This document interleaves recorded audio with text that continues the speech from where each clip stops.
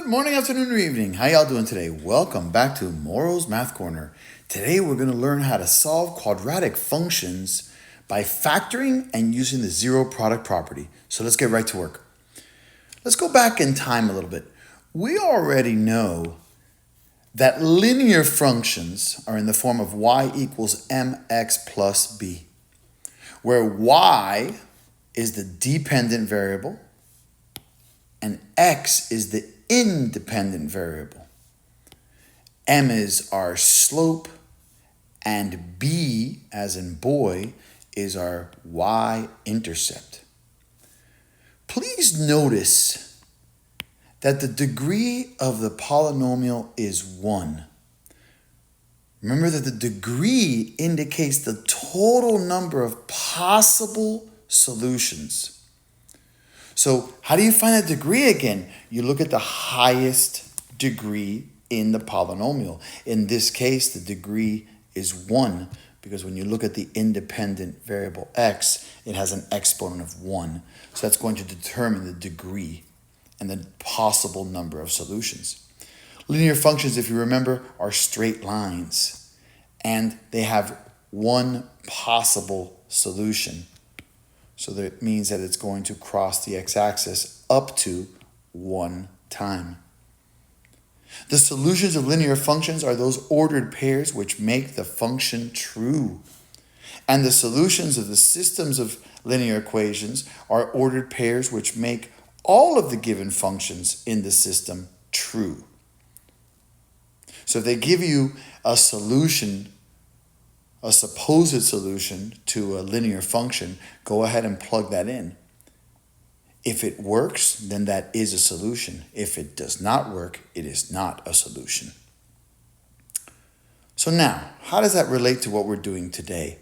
Quadratic functions are in the form of y equals ax squared, if you notice, x squared plus bx plus c, where, once again, y is the dependent variable, and x is the independent variable, and a and b are coefficients, which we will investigate later, and c is my y-intercept. Please notice that the degree of this polynomial of a quadratic function is 2. So that means that there are up to 2 possible solutions for any quadratic function, because once again, the degree determines the possible number of solutions that the polynomial can have. So quadratic functions render what's called parabolas, these U-shaped graphs. And please notice that the point at which the parabola or the graph crosses the x-axis is known as the x-intercept, the solution, the zeros, or the roots, okay? Whether the polynomial function is positive pointing up or negative pointing down, once again, the point at which the graph intersects the x-axis, those are known as your x-intercepts, the solutions, the zeros, or the root. So once again, just to make sure we clear this up, the points at which the parabola crosses the x-axis are either the solutions, zeros, or roots of the quadratic function. In other words, the x-intercepts are the solutions of quadratic functions. Sometimes we can find the solutions of quadratic functions by factoring and using what's called the zero product property. The zero product property states that for any real number a and b, if a times b equals 0, then either a equals 0 or b equals 0. So how does this work? If we have a polynomial function and we've already factored it to its 2 factors, and we're left with x plus 3 equals 0 times x plus 2 equals 0, we're going to go ahead and use the zero product property, which states that we're going to separate the x plus 3 factor and set it equal to 0 and solve. And then we're going to set the x plus 2 factor equal to 0 and solve. So my solutions would be x equals -3 and -2. What does that mean, Moro? That means that in a parabola, this particular parabola is going through both the x equals -2 and x equals -3 points. Those are my solutions. Those are my x-intercepts. Those are my zeros or my roots. Start really trying to digest that vocabulary. What are the solutions of the following equation?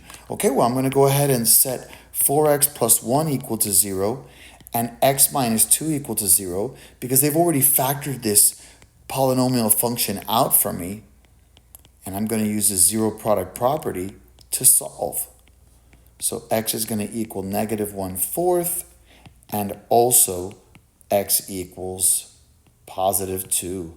It's that simple to use the zero product property. Let's try some more examples.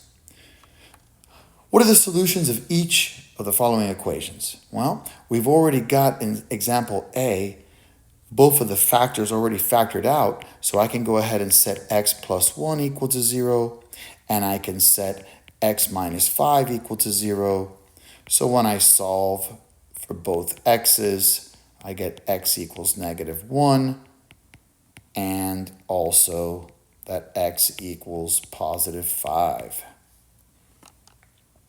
All right, now, we know how to factor. They're not always going to give us situations in factored form. So how do we solve this particular quadratic function? Well, let's go ahead and first of all, factor it, setting it equal to 0. What times what is 15, but when added together is 8, +3 and +5. Next step, zero product property. We set the factor of x plus 3 equal to 0, and we set the factor of x, plus 5 equal to 0. We solve for x in both cases, and x will equal -3 and also -5. And you're done. Again, what does that mean? That means that in a polynomial function, okay, let's go over here. This particular parabola is going through the -5 and the -3 points when it is being graphed. Those are my solutions. That's what we're looking for. That's what we're finding. Okay. Don't get stressed here. We're going to just go ahead and use the product sum method or the Cuban method or the grouping method. I'm going to go ahead and use the Cuban method. So I'm going to go 2x, 2x. 2 times 18 is 36. What times what is 36? But when added together is 15.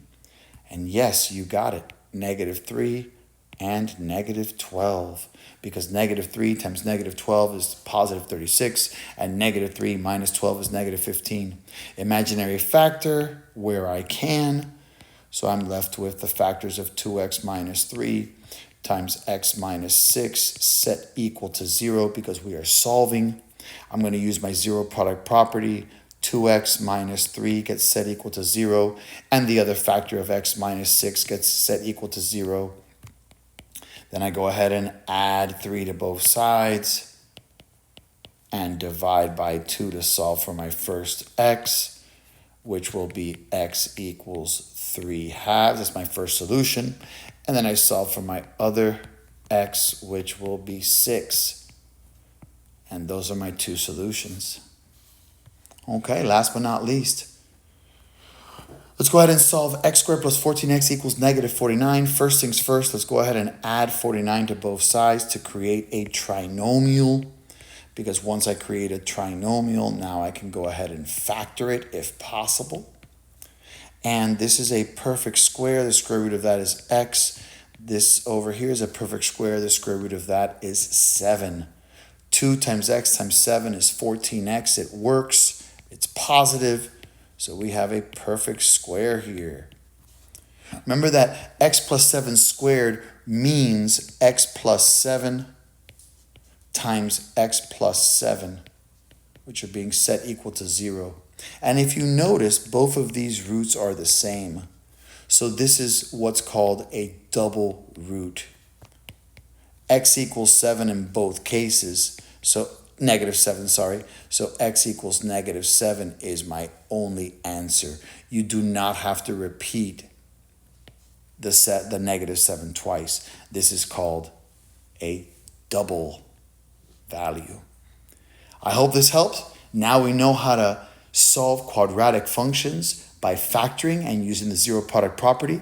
Come back anytime. Take care, and thanks for watching. Bye-bye now.